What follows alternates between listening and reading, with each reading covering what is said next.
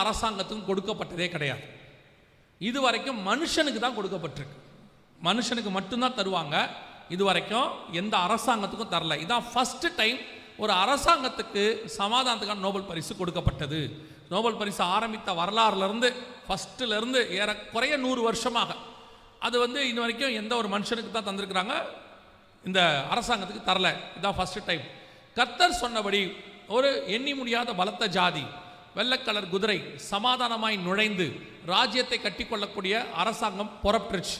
இவர்கள் இன்னைக்கு உலகத்தில் மிகப்பெரியதான அரசாங்கமாக வளர்ந்திருக்கிறார்கள். ஆண்டவர் சொன்னபடி துல்லியமாய் நம் கண்களுக்கு முன்பாக கடைசி காலத்தில் வரவேண்டிய அரசாங்கம் கவர்மெண்ட் எழும்பி விட்டது. 100% நம் கண்களுக்கு முன்பாக எழும்பிருச்சு.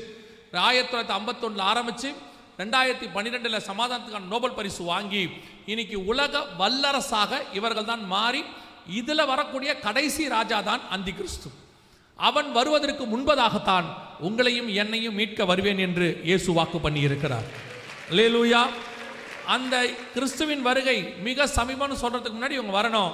இந்த அரசாங்கத்தில் கடைசியா அந்தி கிறிஸ்து வரணும். லாஸ்ட் பர்சன், லாஸ்ட் கிங், அவன் வரத்துக்கு முன்னாடி தான் ஆண்டவர் வரணும். இப்போ இந்த கவர்மெண்ட் வந்துருச்சு. நம்ம கண்களுக்கு முன்பாக எழும்பி இருக்கிறது 10 நாடுகள் கூட்டமைப்பு, ஐரோப்பியன் யூனியன்.